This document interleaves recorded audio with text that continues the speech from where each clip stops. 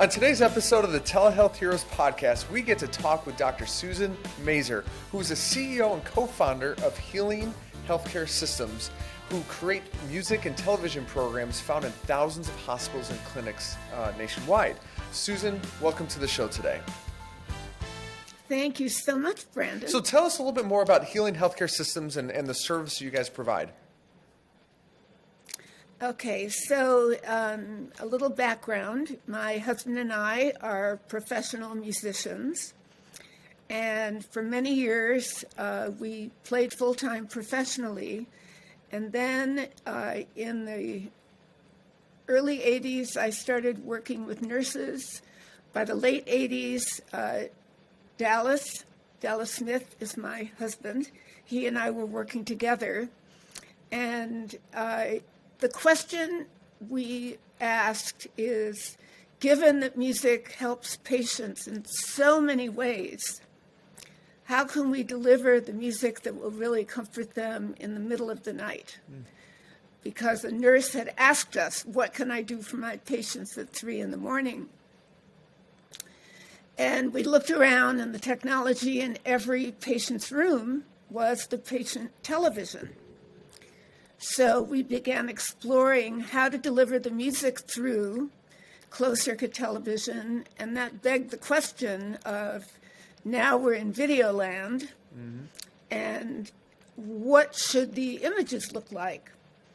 In the 80s, a lot of research came out about the impact of views of nature for patients recovering from surgery, for the designs of hospital rooms, and we decided that this music should be a 24-hour channel because the patient day is 24 hours, the nights being the most difficult, and also that the images should follow the research. In 1984 or 5, I think, researcher Roger Ulrich came out with a paper that showed that post-surgical cardiac patients whose windows faced a park where they could see flowers and trees and sky, versus on the other side of the hall, their window really looked at a brick wall because a building had been built right next to their building. And he found that the patients who had views of nature had 50% less complications, left the hospital a day and a half earlier, and just got much better outcomes. That literally changed hospital construction and design, because many of the intensive care units were inner units without windows. They were kind of in the middle of the hospital.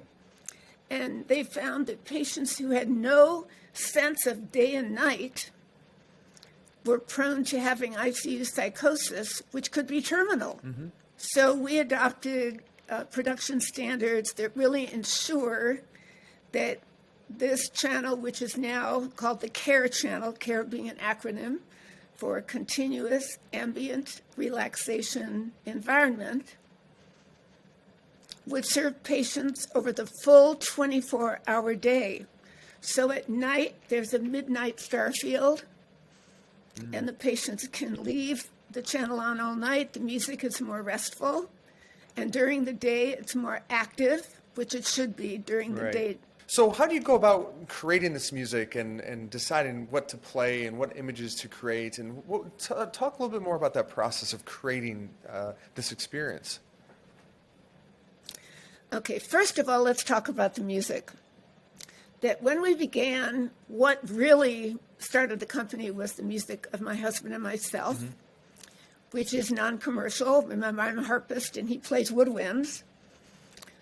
But what we came to really look at was looking at artist-composers whose music was compatible. Because if we're looking at 24/7, 360 days a year, we have to offer enough variety and compatibility. So it has to have consistency and variety, which seem to be incompatible, but they're very compatible. So we have 40 to 50 artists, composers, performers, whose music we have selected and we license to use on the C.A.R.E. channel. The images are shot specific for the standards of this channel, meaning they have to be brilliant, they have to show the best of nature, we have to have variety. If we have water, we have to have land, because some people have water phobias. Right. We have to have sky, but not hurricanes. We have to have wildlife, but not animals eating each other or chasing each other, not aggressive. Yeah. We want to have some wind, but not hurricanes. And our producers shoot to those standards. The production of the C.A.R.E. channel is a slower production format than most commercial channels, because if you look, a single 30-second commercial may have 1,000 edits. Right. Right. They jump scene to scene to scene. And the C.A.R.E. channel is the opposite of that. So the transitions from scene to scene have to make sense. They're slower. And also we want the viewer to be able to really look and understand and see inside that landscape details that we never have time to look at. So we send our videographers all over the country and also to other countries. We've sent them to South America, to Belize, to Patagonia. We've sent them to Italy, to the mountains in Italy. We've sent them to Alaska and also Hawaii and places abroad. They have been to Vietnam and shooting so much beautiful footage. So we want to touch all those places. So it's really a global sense of natural beauty, not just specific to the United States. Oh, fantastic. And that's an ongoing process. That's never stopped since the day we started producing this. So how does it work? A patient is in their hospital room, they have a TV, and it's just one of the channels so they can click through and get to the That's right. channel. It's a closed circuit channel. Yeah, okay. And the content lives at the hospital. Okay. So it's not broadcast over the internet, which is still unreliable. And we update. The library is 84 non-repetitive hours of content. Oh, wow. Now in HD and soon in 4K, although hospitals are not really prepared for 4K broadcast. And that content is updated every year. So there's with the traditional healthcare is in the hospital, but as things have gone on and COVID hit, a lot of care is being pushed out away from hospitals to the home and to maybe smaller clinics and communities. How are you adapting to the changing times to support the people wherever they are? So for the last few years, we have offered C.A.R.E. Connect to our hospital clients for them to license it and to provide a link at no cost to their patients on their websites. Oh, okay. Just this year, based on hundreds of requests from patients, we have launched a white label app called Relax with C.A.R.E., which can be accessed at home by anyone, Apple TV, Roku, Android, all those basic platforms. The C.A.R.E. Relax with C.A.R.E. can be downloaded, and it's a minimal fee. And again, it offers ample content, and we've gotten great feedback. We just launched it this past April. Gotcha. So that allows patients themselves to be consumers and to go get it from Roku or Apple or wherever they consume. That's right. It allows anyone who needs it to get it. And not only does it offer the C.A.R.E. channel, but we have a sister channel, C.A.R.E. with guided imagery. Guided imagery is a narrative that allows the patient or listener to use their imagination to improve their health. And this is really in honor of the mind-body relationship, which is indivisible. Mm-hmm. So care for the hospitals, care with guided imagery is offered in English and Spanish. On Relax with Care, we currently have it in English, but soon we'll have it in Spanish. So it's kind of becoming more like the mindfulness, the meditative type experiences that help promote health through these type of experiences. You've been doing this for 30 years, and I'm sure you've had your fair share of positive experiences or stories from listening to this. Do you have any interesting stories or I guess, successes over those years that you're willing to share? So as I told you, my husband and I are both professional musicians for decades. Mm-hmm. And we went down to the Bay Area for an opening, a showing of a documentary about Don Lewis, a well-known musician in the Bay Area, and also very much honored in the NAMM History Museum because he developed MIDI before MIDI. At that showing, we met Fred Cotero. And Fred Cotero is a well-known producer. He produced Barbra Streisand. In fact, he was the one who picked People as her title track, which was what broke her career in, as well as many, many other very, very famous people. In fact, if you go to his house, he lives in the Bay Area, you'll see gold records all over his wall. Yeah. Well, Dallas hadn't seen him for maybe 40 years. So he starts talking to Fred. Fred is now in his 80s. And he tells him what we're doing now and talks about the C.A.R.E. channel. And Fred starts tearing up. And Fred tells us that he was in the hospital for 3 months with a serious health condition. And the only thing that saved him was this nature channel. And he could never find out, what is that? Who is that? And when Dallas told him what he did, he realized that it was the C.A.R.E. channel. And I can't begin to tell you how moving it was for Dallas and for Fred and for me to know how important we were to him, separate from our relationship, and how enduring the impact had been. What does the future hold for your company, and what is TV the thing of the future, or are there other things that you guys are exploring and how to make it how to bring this type of experience to patients? So we have kept up with the times. We have C.A.R.E. Connect, which you can get on any device, tablet, phone, computer. We have Relax with C.A.R.E., any device. We also worked for 3 years to launch C.A.R.E. VRX. Oh, VR. So we provide a virtual reality app. Well, hold on 1 second. I got something. Okay. I'm going to put on my VR headset for this part of the conversation. So go ahead and proceed there. C.A.R.E. VRX is produced with the same concerns that we had when we produced the C.A.R.E. channel. Yeah. So for anyone who's tried virtual reality, you know that you can get cyber sickness. That's meaning true. Get kind of dizzy and disoriented because things move too fast and your sensory system is hijacked by the VR headset. Uh-huh.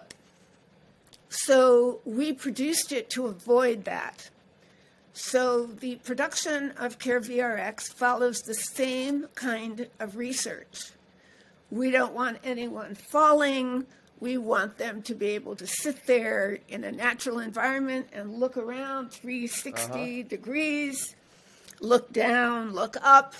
Also to be able to control the viewpoint, meaning that a little triangle will come up, and if a viewer looks at it for a couple of seconds, it will take them to that place, and they will then look at that space from that point of view.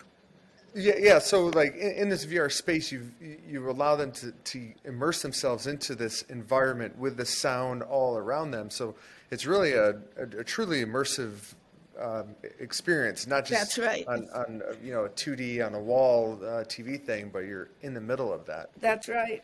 How has that And been? also, How has that been received so far? so the companies we're working with are big hitters in the virtual reality space. The first one that we started working with is C.A.R.E Health, Yep. which became a telehealth provider.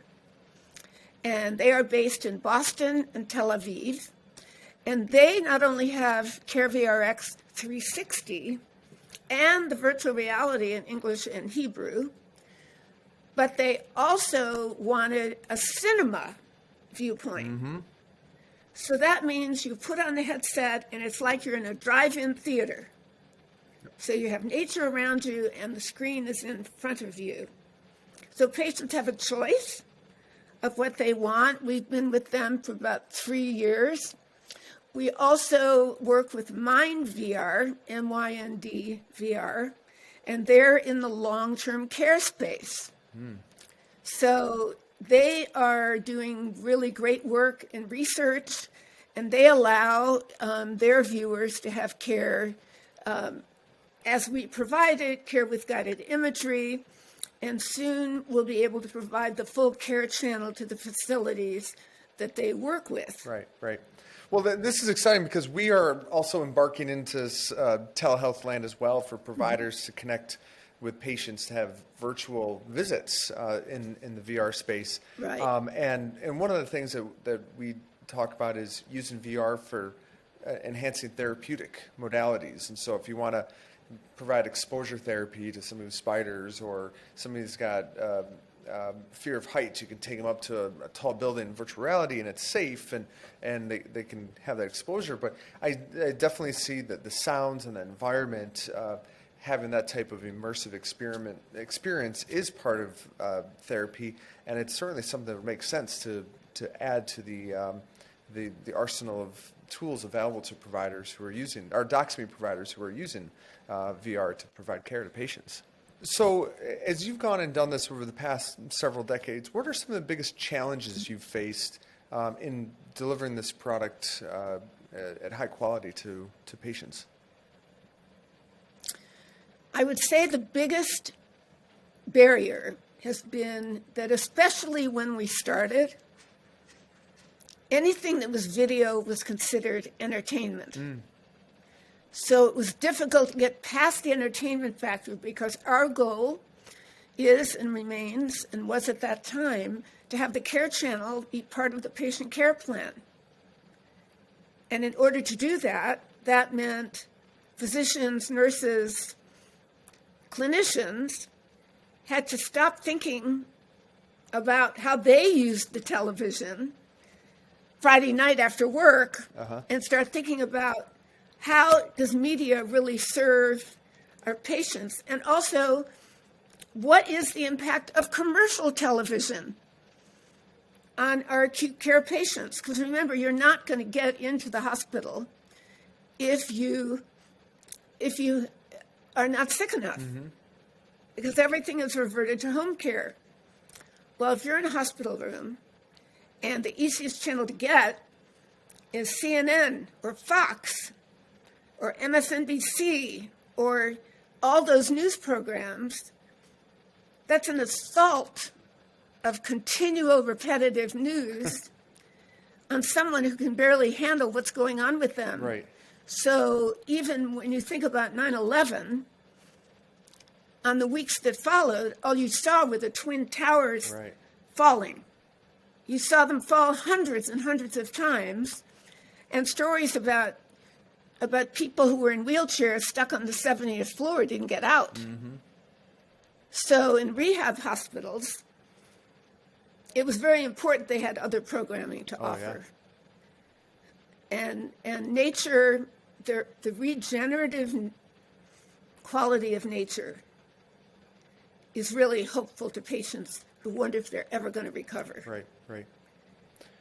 And it's also universal. It's not complicated. They can recognize it, even if it's a place they've never been to, right? They recognize it. Yeah, you know, what's interesting is So that I think, the environment is such a calming, relaxing, healthy place to be. And when you have a sick patient, you can't take them to the environment, to these places, and they're often in the middle of cities. But you can bring that to the patient through TV, through things like virtual reality, through the technology we have available to us today. And I can absolutely see how it would be successful. studies have shown that mediated nature that is provided as a potted plant, which is not a plant in a garden, a picture of a tree or a garden, not the garden itself, representational nature provided in many forms. That's why I call it mediated. Triggers the same kind of response as if we were there. So, for example, a patient room that's devoid of any natural elements, not a picture of a garden, not if it's a potted plant, great, but what if it dies? What if patient's there and all of a sudden those flowers, that a silk plant will appear real to our imagination. And if they're devoid of that, they just don't do as well. So finally, we have enough research that the whole industry of health design has accepted how important nature is, and they're building it right into buildings from the onset of either building a new building or a renovation. Well, Susan, thank you so much for your time today. We appreciate all your wisdom and knowledge you've shared with us. Oh, I'm so happy anytime, and I appreciate your questioning and your interest in our work.